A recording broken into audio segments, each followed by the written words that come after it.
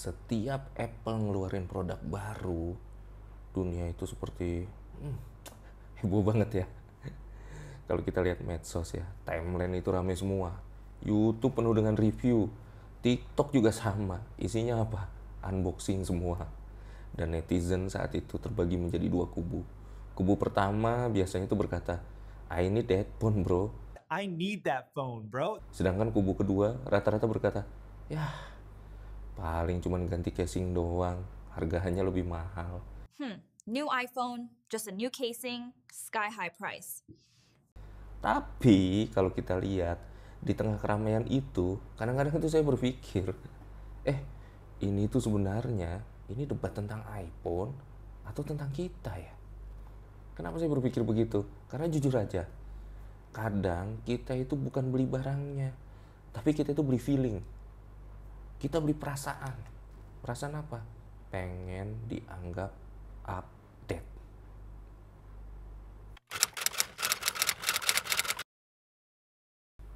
Kalau dipikir-pikir, manusia itu emang makhluk yang doyan banget update. Kenapa saya bilang gitu? Kalau kita lihat ya, dulu zaman batu, orang itu mungkin berlomba-lomba. Punya, kalau kita lihat di sejarah ya, kapak batu yang paling tajam. Di zaman besi itu berubah. Siapa yang punya pedang paling kuat, dia juaranya. Sekarang beda bro. Siapa yang punya kamera paling jernih, paling tajam, dengan megapiksel yang tinggi, serta dia kuat secara sinyal, paling stabil buat ya berselancar dan upload di dunia maya, itu dia juaranya. Artinya apa? Sejak dulu kita tidak pernah puas. Cuman medianya aja kalau kita lihat yang berubah ya. Tapi lucu juga ya. Saya ingat dahulu kakek saya punya radio yang kecil itu jadul, tapi itu udah ngerasa, wah, keren banget ya, keren abis.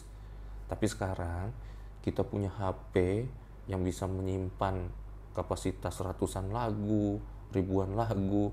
Tapi kadang-kadang kita tetap aja bilang, bosan nggak ada yang enak.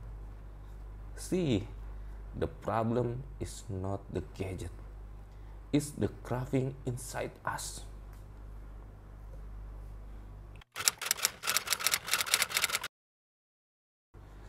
Setiap kali Apple meluncing produk baru, pasti muncul dua kubu klasik seperti yang tadi sempat saya utarakan ya.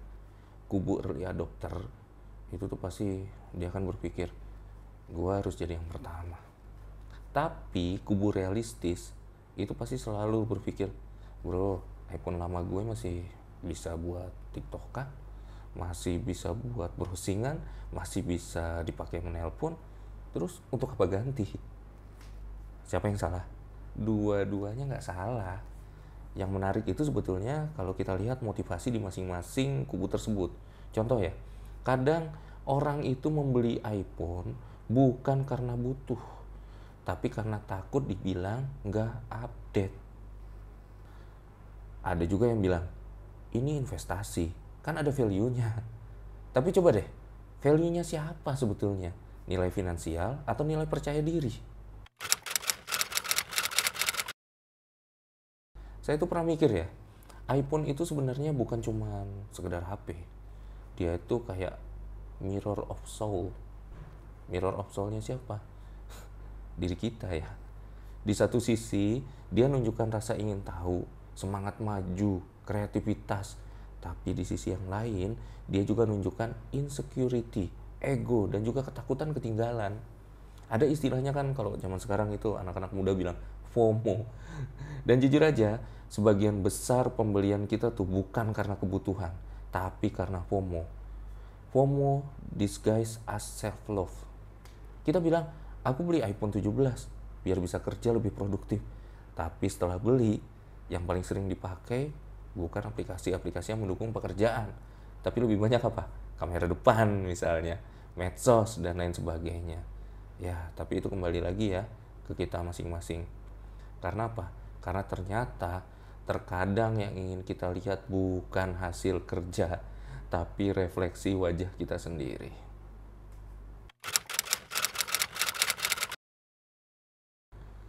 Saya suka banget ada satu filosofi lama. Orang bijak itu bukan yang punya segalanya, tapi yang bisa merasa cukup. Keren ya. Ada juga filsafat di Yunani yang bilang seperti ini. Kebahagiaan bukan soal memiliki, tapi soal mengendalikan keinginan. Berat ya, berat. Orang Jawa juga pernah bilang nih, di zaman dulu ada, kalau saya pernah baca itu, urip iku mung mampir ngombe. Ada yang tahu artinya? Hidup itu cuman mampir minum, jadi jangan terlalu ngoyo. Tapi zaman sekarang kalau kita lihat, kita mampir minum aja, minum kopi ya, kita harus ke kafe. Setelah itu di post dulu ke IG, kasih caption, misalnya hydrating my soul. Bro, hidup ini bukan tentang estetik, bukan tentang estetik fit, tapi tentang meaningful moment. Kalau semua itu diukur dari gengsi, kita bakal capek yang ngejar yang namanya validasi. Karena apa? Validasi itu nggak pernah selesai. Saya punya teman, tiap tahun setiap ada iPhone baru terbit, dia selalu beli. Katanya itu biar tetap look expensive. Tapi dia belinya kredit 24 bulan. Terus dia posting di Instagram, finally, misalnya sekarang iPhone 17, dreams come true. Untung kalau kita zoom fotonya, di bawah itu nggak ada watermark kecil, tulisannya cicilan 2 tahun berjalan. Kadang saya mikir di situ ya, yang berat itu iPhone-nya atau cicilannya. Seandainya Steve Jobs tuh setiap meluncing iPhone itu mengatakan, we bring innovation that make life easy. Tapi yang paling sering kita lakukan, yang kita pakai di iPhone, itu bukan kamera, bukan AI, bukan chip bioniknya yang keren itu, tapi hanya screenshot gosip, screenshot chat makanan, screenshot chat mantan kali ya, atau screenshot diskon marketplace. Mungkin dia akan nangis sambil bilang, oh, this is not the innovation I dream of.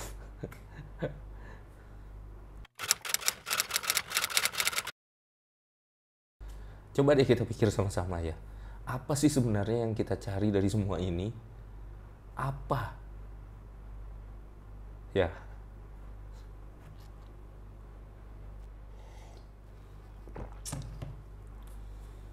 Apakah kita pengen kualitas hidup yang lebih baik? Atau kita cuma takut dianggap ketinggalan zaman? Kadang kita itu sibuk banget ngejar versi terbaru dari segalanya. HP, mobil, outfit. Tapi kita lupa apa? Lupa ngupgrade yang paling penting, yaitu mengupgrade versi diri kita sendiri. Karena kalau mental kita masih versi lama, iPhone 17 pun nggak akan bisa membuat hidup kita itu 17 kali lebih bahagia. Oke bro, iPhone 17 itu kita ibaratkan seperti simbol. Ia mengingatkan kita bahwa dunia akan terus berubah, teknologi akan terus maju. Tapi pertanyaannya, apakah kita juga ikut bertumbuh? Jangan cuma upgrade gadget, upgrade juga empati, kesadaran, dan juga makna hidup di dalam diri kita. Mengapa? Karena di akhir hari bukan tentang punya yang terbaru, tapi tentang apa yang kita punya. Membuat hidup kita ini nantinya akan lebih berarti. So, keep upgrading, but don't forget update your soul.